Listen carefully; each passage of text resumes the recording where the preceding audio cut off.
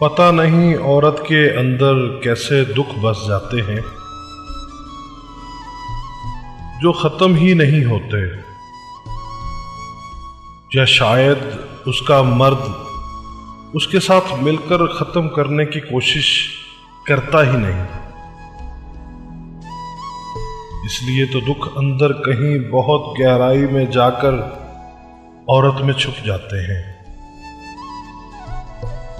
जिनकी तकलीफ को सारा दिन हंस हंस कर सहती रहती है, लेकिन रात होते ही अंधेरे को पनाह पाते ही आंखों के रास्ते दुख बहाने की एक नाकाम कोशिश करते करते सो जाती है। कोई नहीं जानता कि औरत की आंखें सिर्फ आंसू नहीं दुख बहाती हैं।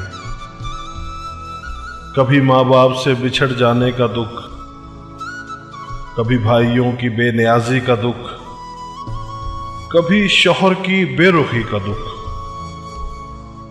कभी घर में हर शख्स का काम करने के बाद